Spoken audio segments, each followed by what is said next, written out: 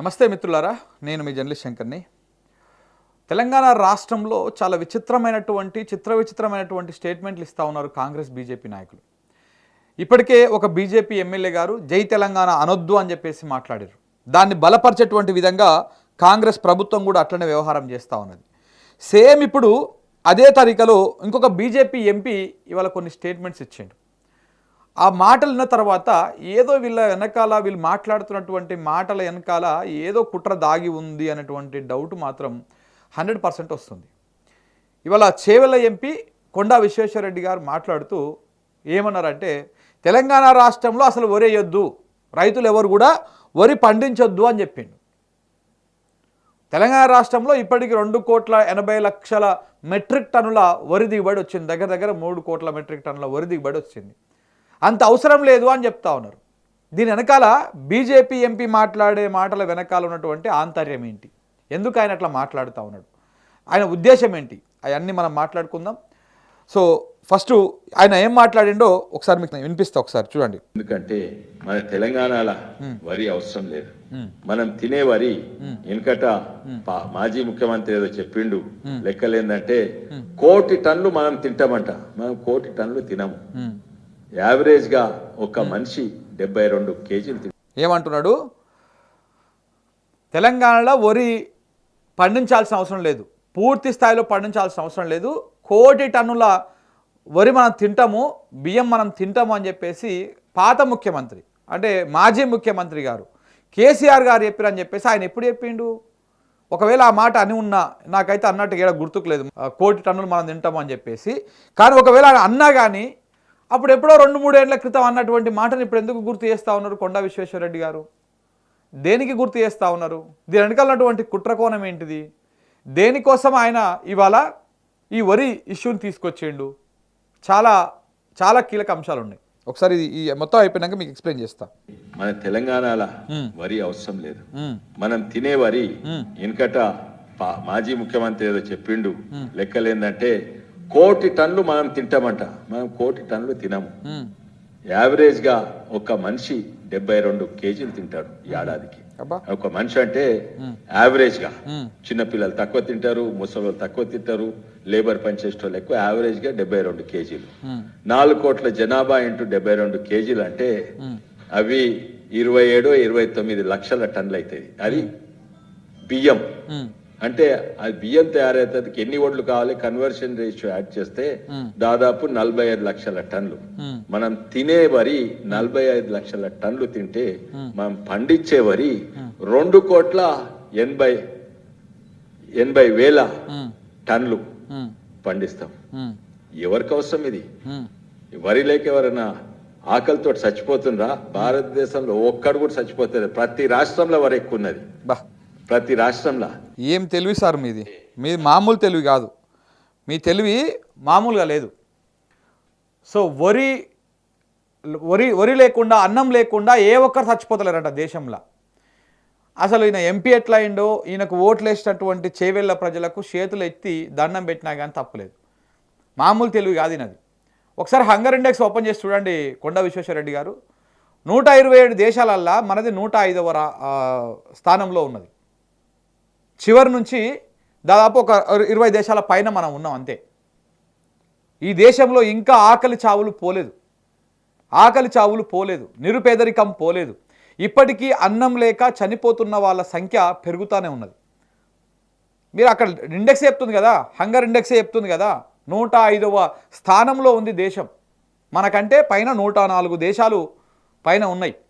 మనం 127 105వ స్థానంలోనే ఉన్నాం. అంటే మన దగ్గర ఆహారం దొరకక చాలామంది చనిపోతూ ఉన్నారు, పిల్లలకు పౌష్టికాహారం లేదు.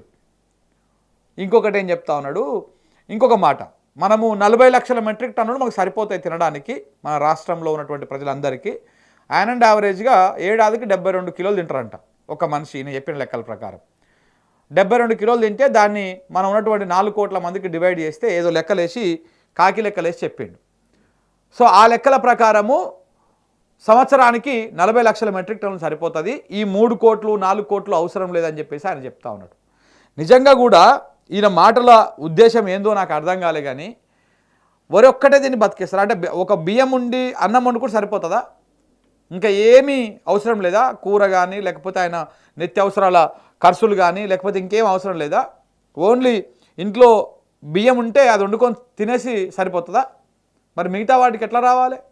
రైతులకు ఎన్ని రకాలు ఉంటుంది? నీకంటే ఫార్మా ఉంది, నీకంటే హాస్పిటల్స్ ఉన్నాయి, నీకంటే దొంగ దందాలు, లంగ దందాలు, మంచి దందాలు, సంసార దందాలు చాలా ఉన్నాయి కాబట్టి నీకు మేడం రకరకాలుగా డబ్బులు వస్తుండొచ్చు. కానీ పేద రైతుకి ఏడికెళ్ళి వస్తుంది? ఆయన పండించేది 2 పంటలు. ఒక పంటలో వరిసేనేస్తారు, ఒక పంటలో మెట్ట పంట ఏమైనా ఉంటే వేసుకుంటారు. తెలంగాణ రాష్ట్రం నీళ్ళు మంచిగా ఉంటే 2 సార్లు వరిసేను వేసుకుంటారు. ఉన్నటువంటి 4 ఎకరాలు 5 ఎకరాల భూమిలో సగం వరిసేనేస్తారు, సగం వేరే పంటలు కూరగాయలు లేకపోతే పత్తి ఇతరత్ర పంటలు పెట్టుకుంటారు. కానీ వరి ఒక్కటే వేయరు కదా. ఆ వరి ఒక్కటే తిని సరిపోదు కదా.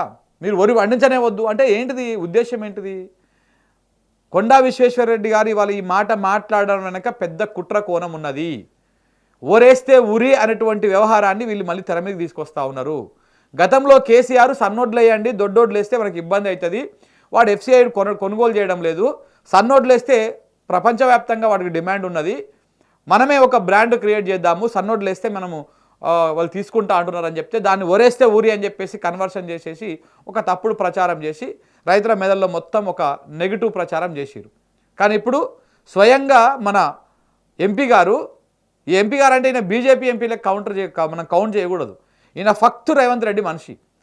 రేవంత్ రెడ్డికి ఈయనకు బాగా టర్మ్స్ ఉంటాయి. రేవంత్ రెడ్డి ఈయనను గెలిపించడం కోసమే అక్కడెక్కడ చేవేలలో ఒక డమ్మీ క్యాండిడేట్ని పెట్టిండు. బీఆర్ఎస్కి వెళ్ళి తీసుకుపోయి క్యాడర్ రాకపోయినా ఓ డమ్మీ క్యాండిడేట్ని కాంగ్రెస్లో తీసుకుపోయి అక్కడ టికెట్ ఇచ్చి అక్కడ నిలబెట్టి ఈయన గెలిపించారు. అక్కడ నిలబడాల్సినటువంటి కాంగ్రెస్ వాళ్ళని తీసుకుపోయి మల్కాజ్గిరిలో నిలబెట్టి అక్కడ వేరే వాళ్ళకి సహకరించారు. సో అట్లా ఈ రకంగా ఈయన ఫక్తు రేవంత్ మనిషే. దానికి తోడు రేవంత్ రెడ్డి గారు బీజేపీ ఇట్లా ఇప్పుడు ఎట్లా అలాయ్ బలాయిలో ములాఖతులో ఉన్నాయో మనం చూస్తూనే ఉన్నాం. సో రేవంత్ రెడ్డి ప్రభుత్వం చేయాలనుకున్న పని వాళ్ళు దేని మీద అయితే రాజకీయంగా దాన్ని క్లోజ్ చేద్దాం అనుకుంటారో ఆ మాటలని బీజేపీ నాయకుల చేత అనిపిస్తూ ఉన్నారు. సేమ్ ఇలాంటి మాటనే మొన్న జై తెలంగాణ అనొద్దు అని చెప్పేసి ఒక బీజేపీ ఎమ్మెల్యే మాట్లాడతాడు. ఎందుకంటే జై తెలంగాణ అంటే అది ప్రాంత ప్రయోజనాల దృష్టిలో పెట్టుకొని మాట్లాడుతుంటే అవన్నీ కూడా బీఆర్ఎస్కి అనుకూలంగా మారిపోతూ ఉంది. కాబట్టి జై తెలంగాణ అనొద్దు అని చెప్పేసి ఒక విచ్చ ప్రచారం చేయడము, దాంట్లో తెల్లారంగానే మన స్లాటర్ హౌజులు అలియాస్ కుల మీడియా ఇవన్నీ బీఆర్ఎస్ జాగిరా తెలంగాణ అని చెప్పేసి కథనాలు రాయడం, దాని మీద చర్చ నడవడం, ఇదంతా కూడా జరుగుతూ ఉంది.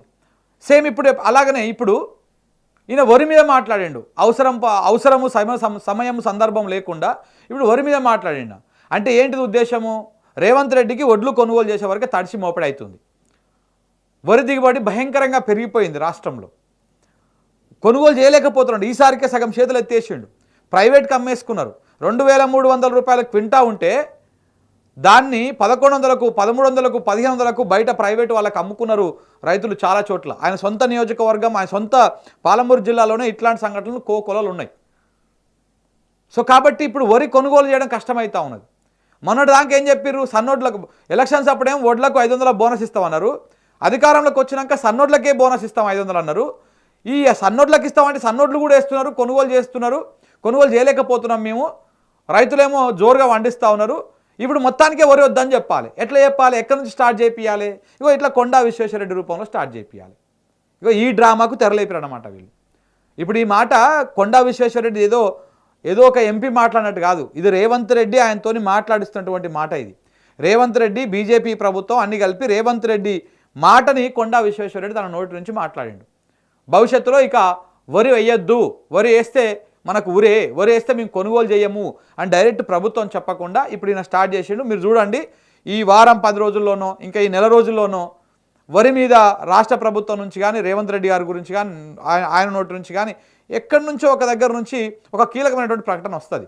యూరియా దొరుకుతలేదు, వడ్ల నిల్వకు స్టోరేజ్ గోదాములు లేవు, సో కాబట్టి వరి తగ్గించుకోవాలనేటువంటి మాట తొందరలోనే ప్రభుత్వం నుంచి కూడా రాబోతా ఉంది. చూడండి మీరు, తెలంగాణ రైతాంగం పండించినటువంటి పంటను కొనుగోలు చేయలేనటువంటి చేతగాని ప్రభుత్వం మన రేవంత్ రెడ్డి గారి ప్రభుత్వం. దానికోసమే ఇట్లా రకరకాల స్టేట్మెంట్లు ఇవన్నీ కూడా ఇస్తూ ఉన్నారు. తెలంగాణ రైతాంగం చాలా అప్రమత్తంగా ఉండాలి.